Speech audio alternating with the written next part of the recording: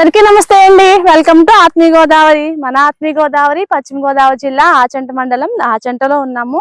వెలుకుత్రమ్మ చెరువు వెళ్ళే road side అయితే మనం ఉన్నాము. ఈ రోజు ఒక రైతులతో ఒక చిన్న వీడియో అయితే చేయాలనిపించిందండి.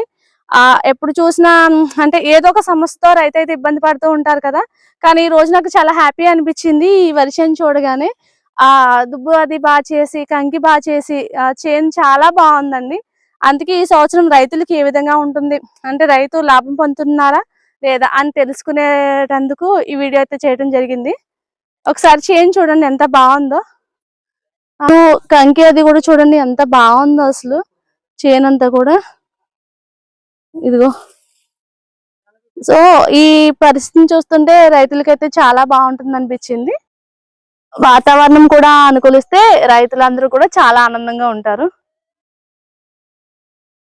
రైతుల్లో ఒకసారి అడిగి తెలుసుకుందాము ఈ సంవత్సరం ఎలా ఉన్నాయి వరి పొలాలు, అలాగనే మీరు ఆశించిన స్థాయిలో లాభాలు అందుకోగలుగుతున్నారా లేదా, ఏ విధమైన ఇబ్బందులు పడుతున్నారని తెలుసుకుందామని చెప్పి పృథ్వీ గారు వాళ్ళ పొలం దగ్గర అయితే ఆగటం జరిగిందండి. మనతో నెక్స్ట్ తమిళ పృథ్వీ గారు ఉన్నారు. ఆయన అడిగి ఈ సంవత్సరం వ్యవసాయం ఏ విధంగా ఉంది మీకు అని చెప్పేసి, ప్రతి సంవత్సరం ఏంటంటే కరెక్ట్ గా పంట చేతికొచ్చే టైంలో ఏదో ఒక ఇబ్బంది లేదంటే ఏదో ఒక ఎక్కువ శాతం పురుగులు తెగులు వల్ల రైతులు నష్టపోవటం, ఇబ్బందికరంగా ఉండటం, అలానే దుబ్బు చేయకపోవడం, కంకి బాగా చేయకపోవడం లాంటివి ఉంటాయి. రైతులు ఖచ్చితంగా ఏదో విధంగా ఇబ్బందులు పడుతూ ఉంటారు కదండి. అయితే ఈ సంవత్సరం పంటలన్నీ బాగున్నాయి అనిపిస్తుంది. రైతులందరూ కూడా చాలా ఆనందంగా ఉంటారు అనిపిస్తుంది. ఒకసారి మీ మాటల్లో మీ చేను గురించి. ఈ సంవత్సరం నేరుడు కన్నా కూడా గత సంవత్సరం కన్నా కూడా దాల్వా రబీ మాకు బ్రహ్మాండంగా పండింది. ప్రతి సంవత్సరం మీద ఈ సంవత్సరం చాలా బాగున్నాయి వరి చేలు. మాకు గతంలో అన్ని చోట్ల చాలా చోట్ల పెస్టిసైడ్స్ అయ్యి ఇబ్బందులు వచ్చినాయి, కానీ మా ఊరికంటూ ఎటువంటి ఇబ్బంది లేకుండా మేము బ్రహ్మాండంగా మా ఊర్లో అందుబాటులోకి వచ్చినాయి. నాకు సొసైటీ ద్వారా మేము అందరం కూడా మందులు మా రైతులందరూ కూడా బ్రహ్మాండంగా తెచ్చుకున్నారు. ఈసారి నీళ్లు కూడా శుభ్రంగా వచ్చినాయి. అలాగే ప్రతి సంవత్సరం ఓస తెల్లకంకులతో ఇబ్బంది పడేవాళ్ళం, రైతులందరూ దిగుబడి బాగా నష్టపోయేవాళ్ళం. కానీ ఈ సంవత్సరం అట్లా లేదు. అది పురుగు మందు అది ఇన్ టైం స్ప్రే చేయటం వల్లనే మాకు అట్లాంటి ప్రాబ్లం లేదు. ఈ సంవత్సరం ప్రతి సంవత్సరం మీద ఎక్కువ దిగుబడి సాధిస్తామని మేము అందరం కూడా ఆశిస్తా ఉన్నాం. మీరు ప్రతి సంవత్సరం ఒకటే రకం విత్తనం ఊడ్చుతున్నారా అండి, లేదా ఈ సంవత్సరం మార్చారా? మార్చిన విత్తనం వల్ల మీకు పంట బాగుంది అనిపిస్తుందా? దాదాపుగా ఒక 10 సంవత్సరాల నుంచి రైతులందరూ కూడా 11-21 అనే రకాన్ని వేస్తున్నారు. ఈ సంవత్సరం కూడా అదే ఎక్కువ వేశారు. కొంతమంది సార్వా PR-126 వేయటం జరిగింది. అది PR-126 కూడా ఇప్పుడు మేము మా మిషన్ తోటి కొంత కోత కోసాము. అది కూడా బ్రహ్మాండంగా మంచి రిజల్ట్ వచ్చింది. దాన్ని బట్టి చూసుకుంటే అంత రాకపోయినా పర్వాలేదు, మేము మంచి ఆశిస్తున్నాం, మంచి దిగుబడిని ఆశిస్తా ఉన్నాం. ప్రతి సంవత్సరం మీద కూడా ఈసారి బ్రహ్మాండంగా ఉంటుంది. ఖర్చులు అది ఏ విధంగా అయ్యాయి అంటారు? ఖర్చుల విషయానికి వస్తే అన్ని రేట్లు పెరిగిపోయినాయి అమ్మ. పొటాష్ కానీ పురుగు మందులు కానీ అన్ని కూడా అధికంగా పెరిగిపోయినాయి, బాగా పెరిగిపోయినాయి. అది మాత్రం బాగా ఎక్కువ పెరిగింది, పెట్టుబడి పెరిగింది. రైతు వారికి రోజు కూలి మనిషితో పని ఉంటది, ఆ కూలి పని కూడా పెరగటం జరిగింది. రైతు మీద ఇది అధిక భారమేనమ్మా. ఇది ఈ ఖర్చులన్నీ పెరిగినాయి అంటున్నారు కదండి, పంట అయితే బాగుంది. సో మీకు లాభం వస్తుంది అంటారా, దానికి సరిపోతుంది అంటారా? ప్రతి సంవత్సరం మీద ఈ సంవత్సరం అంటే అదే పెట్టుబడి లాస్ట్ ఇయర్ కూడా అయిందమ్మా. లాస్ట్ ఇయర్ కూడా అయింది, కానీ అది లాస్ట్ ఇయర్ మీద ఈ సంవత్సరం బాగా ఎక్కువ గ్యారంటీగా 10-15 బస్తాలు తేడా ఉంటది. అంత బాగున్నాయి ఈసారి సంవత్సరం చేలు. ఇక్కడనే కాదు, మొత్తం ఓవరాల్ గా కూడా మన ఆచంట పరిసరాల్లో ఎక్కడైనా సరే బ్రహ్మాండంగా పండి పంటలన్నీ కూడా అందరూ బాగున్నాయి. రైతులందరూ సంతోషంగా ఉన్నారు. ఇప్పుడు ముఖ్యంగా కావాల్సింది ఏంటంటే వాతావరణం కోతలు అప్పుడు మాకు ఎక్కువగా ప్రతి సంవత్సరం వర్షం పడిపోవటం, రైతులు దానివల్ల ఇబ్బంది పడిపోతా ఉన్నారు. వాతావరణం కనుక అనుకూలించినట్టయితే మేము బ్రహ్మాండంగా సక్సెస్ అవుతారు. రైతులందరూ కూడా హ్యాపీగా ఉంటారు. మాకు ప్రాబ్లం అంటే వాతావరణంతో ప్రాబ్లం. ఇప్పుడు వాతావరణం కనుక ఏదైనా కొంచెం పాడు చేసిందంటే రైతులందరూ కూడా మళ్ళీ ఇబ్బంది పడిపోతారు.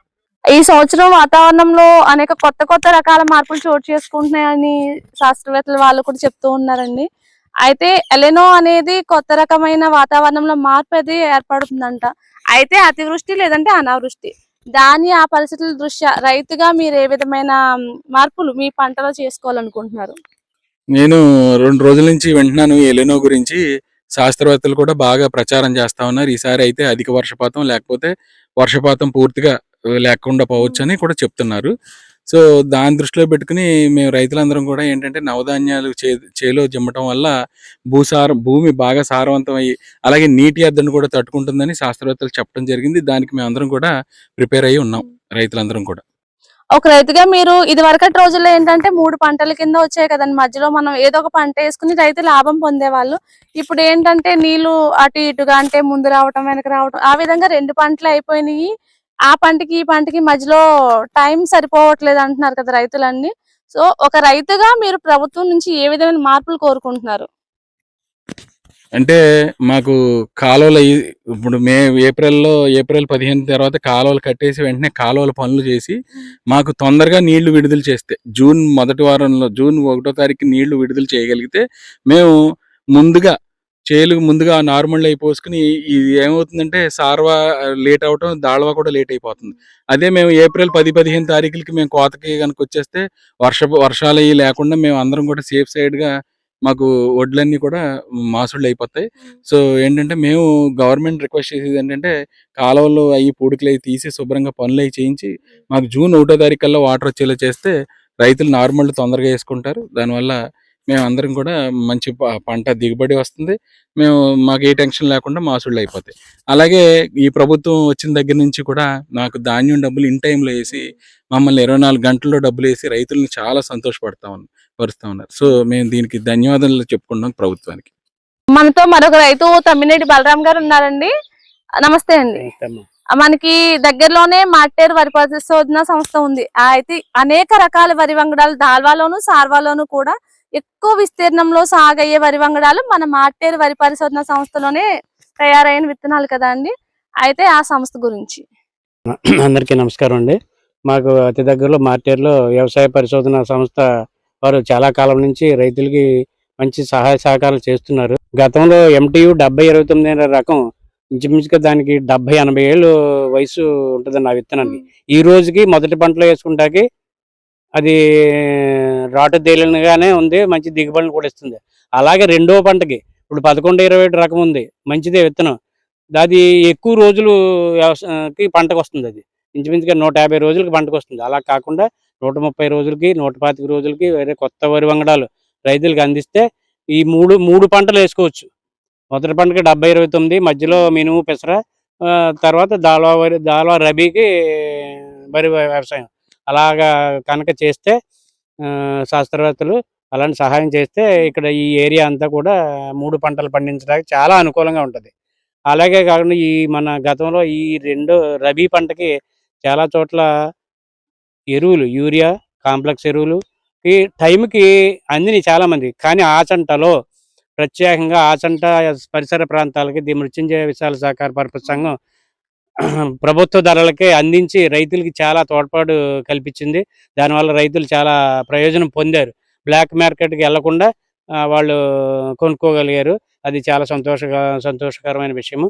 అది మన గ్రామ పెద్దలకి పాలక వర్గానికి కూడా మన ధన్యవాదాలు ఈ రూపంగా తెలపాలని నేను అనుకున్నాను.